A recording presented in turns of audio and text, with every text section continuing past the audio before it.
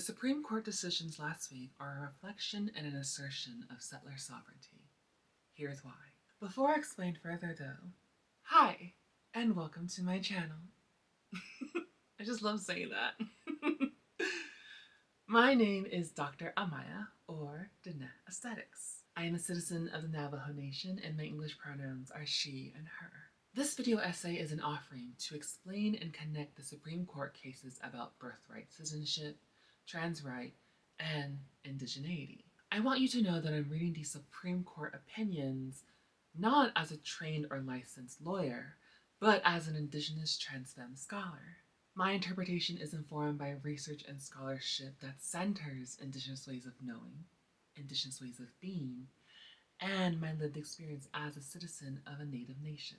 Now sit back, relax, grab some water, drink some tea, maybe get a snack, and listen, not just with your ears, but also with your heart.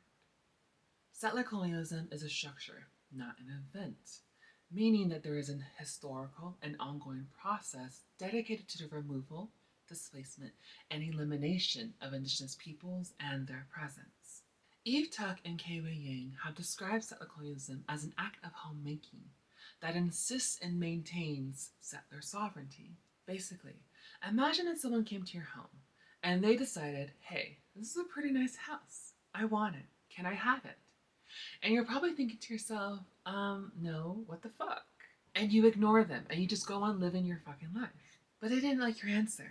And they decided that they will do anything and everything to take that home away from you. They start killing off your livestock. They start poisoning your water. They start burning your garden. But that wasn't enough. At this point, you're probably like, oh shit. And you're resisting. But they just keep on going and they change their tactics. So they kidnap you and they imprison you for years, denying you basic needs until they offer you freedom. But at what cost? They want you to sign a treaty. They will let you live on your land as long as you agree to stop fighting, to stop resisting. And at this point, you're like, okay, you have to agree because that is the only way that you're going to be able to get home. But then eventually they come back because they're like, wait, this land is mine. You're supposed to be living the way that I want you to, not the way that you are supposed to. They don't like how you're living. They don't like what you're doing. They want you to follow their rules and their laws. And so they make a compromise. No, I'm just kidding. A compromise. Send your children to boarding schools thousands or hundreds of miles away, or else. At this point, what choice do you have? And so you agree. Unfortunately, you didn't know that at these boarding schools, they were going to torture your children. You didn't know that your children were going to be punished for speaking their language. You didn't know that your children's hair would be cut off. You didn't know any of this, but they did this. Not only to our children, but others as well. But that wasn't enough. It was never enough. The people who took your home and forced you to the brink of death, they just think of more elaborate ways to torture you, to violate you, to inflict harm upon you, because they can. They're doing all of this to ensure that you have no autonomy, no sovereignty, nothing. Instead, you are forced to become dependent upon them, because that's what they want.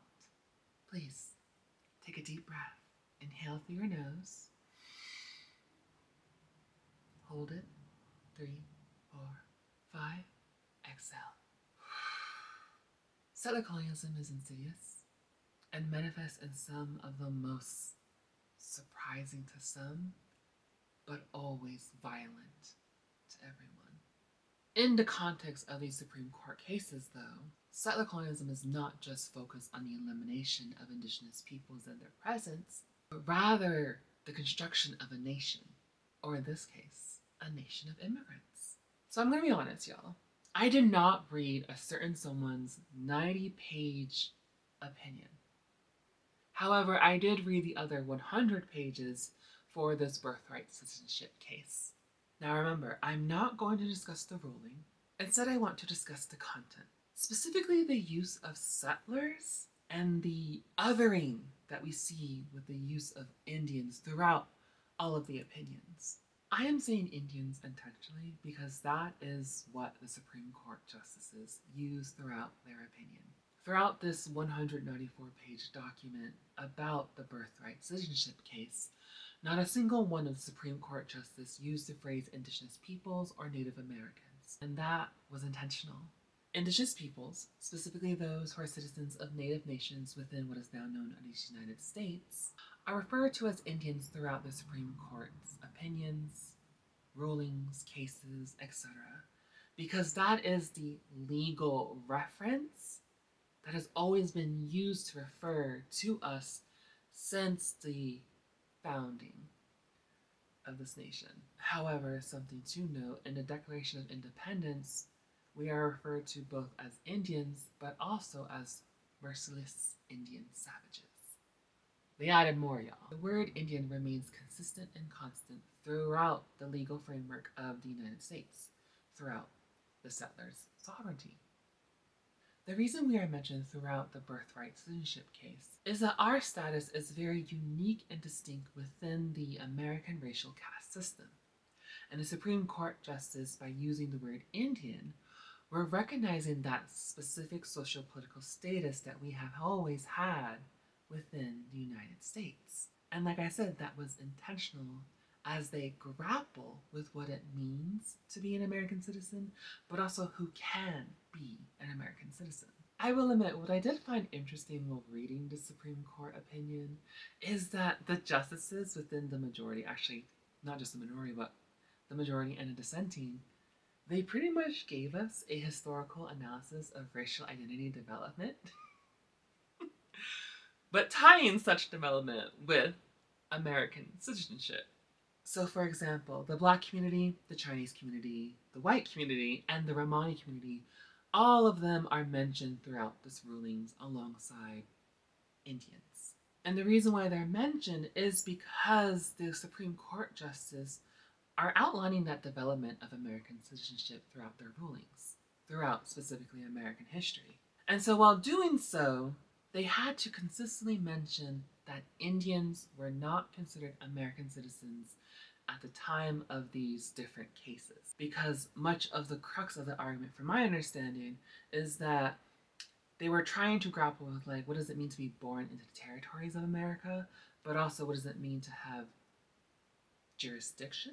They had to consistently mention, at the time of all of these historical moments, these cases that we were bringing in, that Indians were not considered American citizens because we were not born into the territories of America, and so they didn't have jurisdiction over us. I introduced the theoretical framework of settler colonialism earlier in this video because I want you to understand that what the United States essentially did was to create a new home, or in this case, a nation of immigrants. And they created this new home in defiance of the British Empire and began to insist and establish their own understanding of sovereignty and jurisdiction. Eventually, though, the Indians, we did become citizens of the United States, but that was only made possible through the Indian Citizenship Act of 1924, which, according to a certain Supreme Court justice, was made possible through an act of Congress. And that is an important distinction because only Congress has authority over Indian affairs, which is stated and vested in, U.S. Constitution, Article 1, Section 8. You can read what that is. This specific constitutional clause is what frames the government-to-government relationship that Native nations have with what is now known as the United States. However, and unfortunately, our government-to-government relationship with the United States was undermined and limited by a previous Supreme Court ruling, Cherokee Nation versus Georgia, which declared Native nations as domestic dependent nations, diminishing our sovereignty while upholding and asserting that of the United States. This consistently occurs, again, throughout the history of what we now know as the United States. Settler sovereignty is often separate and in opposition of Indigenous sovereignty. Settler sovereignty is determined to undermine Indigenous sovereignty. Throughout the ruling, I noticed several interesting phrases being mentioned consistently. A nation of immigrants was mentioned twice in the majority opinion, whereas settler was mentioned several or so times, most notably in Thomas and Gorsh's opinions. An interesting aspect about Gorsh, for those who do not know, is that Gorsh is notably known for defending tribal sovereignty and ruling in favor with native nations. However, in his dissenting opinion, he uses the phrase American settlers' view of citizenship. So I can only assume that that was intentional. Now, I have already made a video about the phrase a nation of immigrants, and I will link it below in the description for you to view, or you can try to click it here. From what I can surmise by the context of the Supreme Court case, though, a nation of immigrants was used intentionally to affirm the historical and ongoing development of immigration policies while upholding the 14th Amendment. Personally, what is concerning though about this phrase is that it does more than affirm birthright citizenship. Instead, what this phrase achieves is the assertion of settler sovereignty and the erasure of indigenous people. Roxanne Dunbra-Ortiz offers us a more in-depth analysis in her September 2021 monthly review issue. I will link her article in the description below. The birthright citizenship case reinforces settler sovereignty while simultaneously othering indigenous peoples, situating us in the past rather than the present. This is important to name because of what happened in the other Supreme Court case, West Virginia versus BPJ, which was also an assertion and reinforcement of settler sovereignty through gender, or more specifically, biological sex. I have argued, outlined, and used the atrocious experience of American Indian boarding schools to show how colonizing gender and sexuality are, and how these were imposed upon our ancestors and continues to be imposed upon our Two-Spirit and Indigenous LGBTQ+ relatives. I've made this argument in various book chapters, social media content, and a research article. I will share those citations with you in the description below. However, for this video, I want to highlight 3 scholars. In her 2010 article, Extermination of the Joyas, Deborah A. Miranda provides us a historical account of a gendercide that occurred towards indigenous people in Spanish California. Maria Lugones offers us an analysis about the coloniality of gender in her 2023 article. Scott Loria Morgensen theorized settler sexuality in his book Spaces Between Us. There is scholarship and literature that argues and outlines that gender, sexuality, and biological sex are derived from a limiting Western perspective and were forced upon indigenous peoples, undermining and denying our ways of knowing and our ways of being. Broadly, the establishment and the creation of what we now know as the United States required the elimination of not only indigenous peoples, but also our presence. Presence includes but is not limited to indigenous ways of knowing and indigenous ways of being. For the scholars who need a specific phrase, though, our presence is the equivalent of epistemologies, ontologies, axiologies, and methodologies. It is all the above, but centers indigenous people. For centuries, our ways of knowing and our ways of being were undermined, targeted, silenced, excluded, and erased through settler institutional policies and practices. We see this occur in education. We see this occur in Supreme Court cases, and we see this occur in multiple organized and planned legislative attacks on indigenous people throughout the 17th, 18th, 19th, and 20th centuries. Unfortunately, it continues today with the opinions of the Supreme Court justices. In the majority opinion, the Supreme Court justice imposed a colonizing and foreign gender binary supporting the current gendercide happening against our trans relatives. Again, I am not discussing the ruling of the Supreme Court, but rather the content of their opinion and its impact. In West Virginia versus BPJ, which is a ban on transgender athletes and women in girls' sports, what stood out to me was the constant and consistent use of biological sex and this assertion that there are inherent physiological differences between a male and a female. I'm not saying men or women because those are gendered positionalities, and since we're talking science, we will use these archaic distinctions mentioned throughout the Supreme Court Justice's opinion.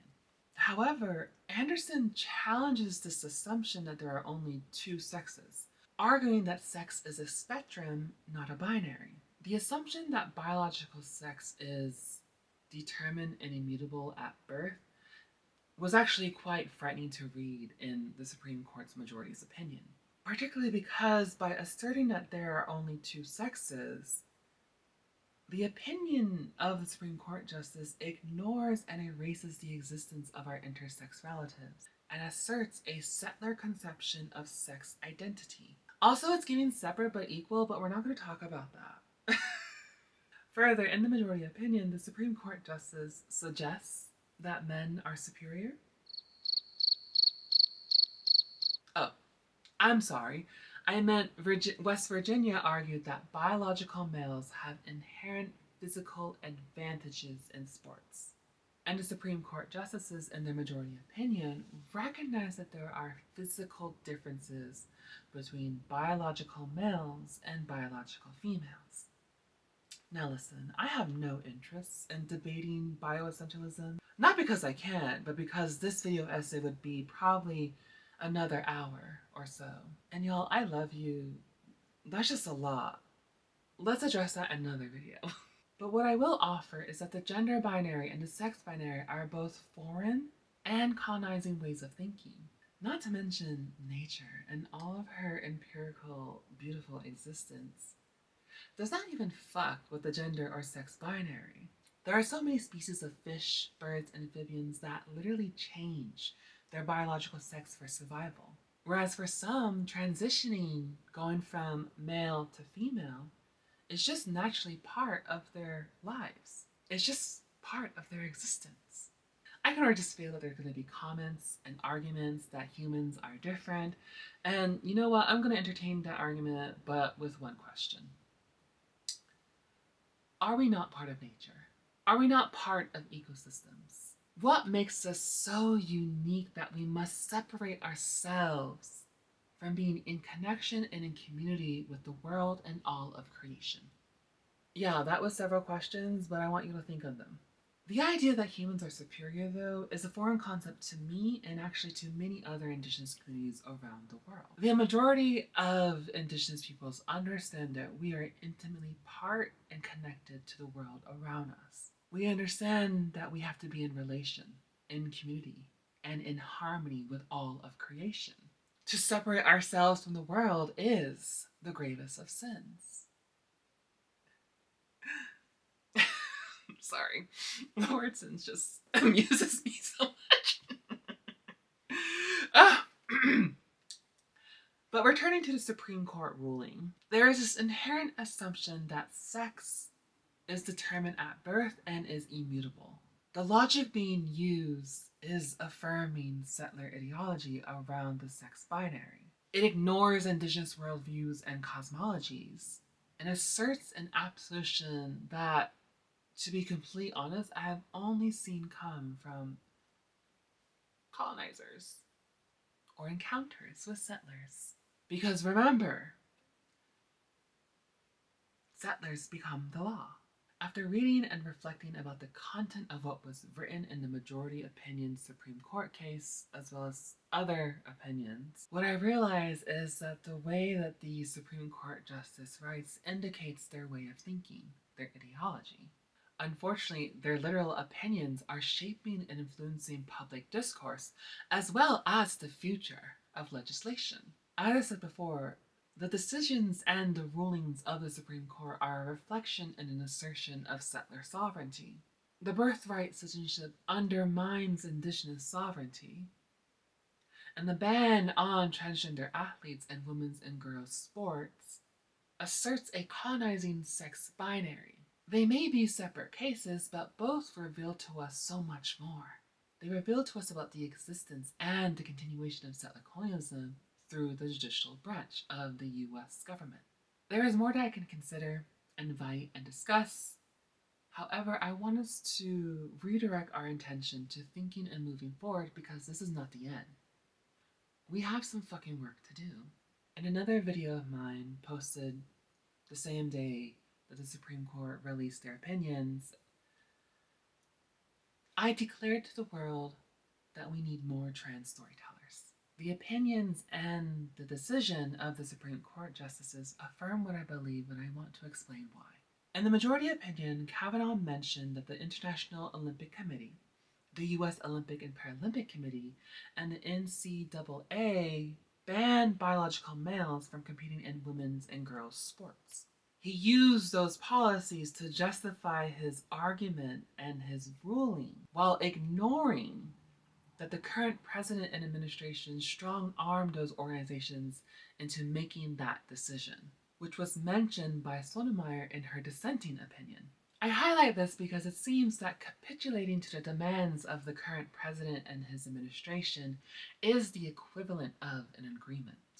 We are currently in the midst of a gendercide, a genocide against our trans relatives. Across the United States, organizations, businesses, colleges, universities, hospitals, etc., all of them are capitulating to the anti-trans rhetoric and the anti-trans legislation that are being implemented. In doing so, they have furthered the harm and the agenda of this administration and their disdain for our trans relatives. Stories about our trans relatives, our voice and our presence are being ignored, erased, silenced, and vilified across what we now know as the United States, as well as the world. This is an unfortunate and violent reality for many of us. The colonizing narrative work of this administration and their constituents needs to be challenged, disrupted, and refused, which begins with us protecting, defending, loving, and supporting our trans relatives. Further, something that I have been thinking about that could set precedents is Native nations implementing culturally affirming laws, policies, and practices that protect our Two-Spirit and Indigenous, trans, non-binary, and gender-diverse relatives. Native nations and their treaties, our very existence is a threat to settler sovereignty. And that was illuminated to me throughout the Birthright Citizenship case. If treaties are the supreme law of the land, and Congress is the only one that has authority over the affairs of Indians, then what is hindering Native nations from advocating for gender-affirming care and challenging the anti-trans legislation that we are seeing across the United States? There is an opportunity for Native nations and citizens of Native nations to rally and establish legal precedents that affirms the rights of our trans relatives and challenges the anti-trans legislation. Something to consider moving forward. I am not surprised by how the Supreme Court decided and what they wrote, but they were very insightful to me. These opinions give us a glimpse into how a certain group of people within the United States are thinking and how they are moving. We just gotta be better. Before I end this video, I want to recognize that there are some limitations to what I have shared and said throughout this video. There are so many other topics, issues, and connections that I could have made, and scholarship that I could have cited, but what I'm offering you here is a beginning to understand that there is a connection and that what is happening within the United States impacts all of us. There is hope and there is possibility, especially when we work together. Thank you for listening. I hope that you have a beautiful day, and remember, take care of yourself, okay?